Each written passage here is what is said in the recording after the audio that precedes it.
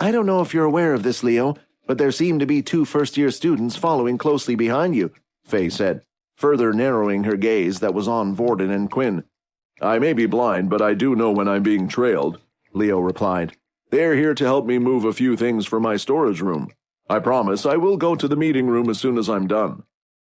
If it was anyone else, Faye would have complained, suggesting that as a sergeant, they were neglecting their duty. If the general asked them to be present, then they needed to be immediate. However, Leo had some leeway when it came to the other sergeants. This was because they were aware of the fact that they wanted him, and it wasn't the other way around. I will let them know that you will be a little late then, Faye said as she gave a salute before she took her to leave. I wonder when the 2 of them managed to get close to Leo. A lingering thought registered in her mind. She made it a point to look over their files once she had returned to her office. She felt that something was amiss regarding the setup. On the other hand, Leo stopped in his tracks, prompting the students to do the same. They had reached an area in the school that they had never been to before. It was located around the back of the teleport area, and to access it, a special code should be entered on a panel that served as the lock. Again, Vorden was amazed at how well Leo was able to navigate the entire place. He couldn't help but think it had to have something to do with his ability. His curiosity was getting the better of him as a strange urge to touch Leo arose in him, but the opportunity didn't arrive. When they entered the special building, they noticed that it was full of rooms that housed an eerie ambiance. They were all barricaded with metal doors that had numbers painted on their facade. This area is dedicated to the soldiers' storage room. When we moved here, we were allowed to bring our personal belongings, Leo explained. They walked for a few seconds, eventually stopping right before the door that had the number 12 painted on it. There is a security device that made sure that the only one who had access to this room was him, unlike the other codes utilized on the previous doors.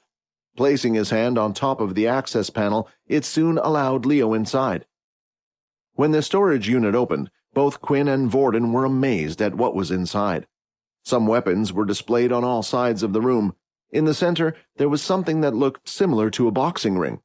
There was a wooden doll, similar to the size of an average adult human being, holding a wooden sword. The whole place looked like any other weapons hall.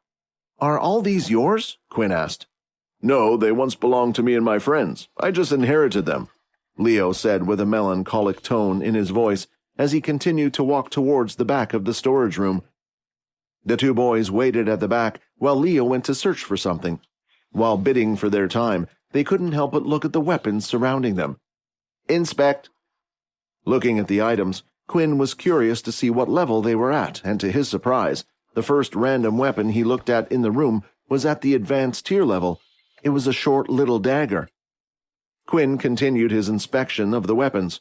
He noticed that most of them were high class and were classified as beast equipment. He couldn't even imagine how much the whole thing would cost. It turned out that Quinn wasn't the only one who noticed the equipment around them was mostly high gears, as Vorden did too. Hey, if you're not going to use these things, do you mind if I keep them? Just then, Leo came out from the back, holding a fairly large circular device. It was almost the same size as his upper body. He placed it in front of the 2 students, making a loud sound as it hit the floor. I'm afraid that all of these weapons are cursed, Leo said. Their users died with too much resentment, and those emotions stayed in their weapons. Subsequently, Leo placed his hand on his very own weapon. You didn't have to make up some lie if you didn't want to give it to me, Vorden cheekily replied. Sometimes our very own eyesight blinds us, Leo explained. Having no sight has allowed me to see more things than I have ever seen before. If only you could see the things I could see, perhaps you would begin to understand a little. As soon as Leo spoke those words, Vorden was interested. The sight he was referring to probably had something to do with his ability, Vorden thought.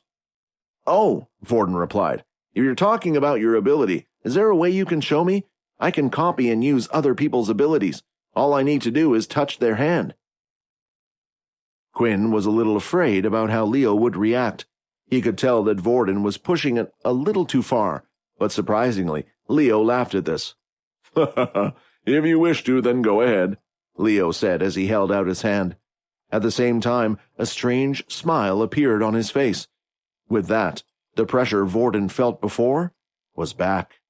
When Vorden explained to Leo his abilities, Leo was running his lie detection ability to see if he was speaking the truth or not. It was for this reason that Leo wasn't as cautious.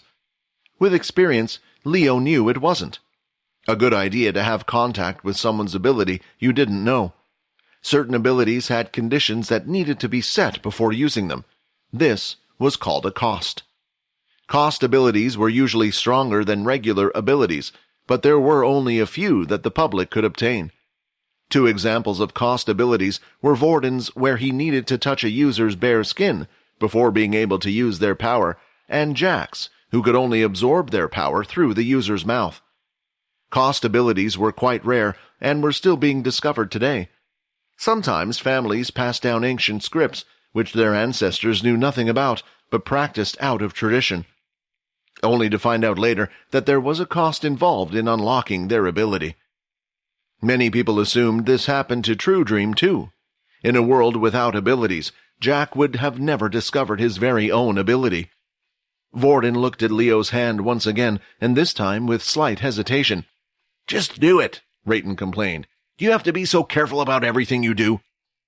With Rayton speaking his mind like the little devil on his shoulder, he eventually took the plunge and shook Leo's hand. Vorden could feel an insurgence of new energy inside his body. The cells in his body were finally changing.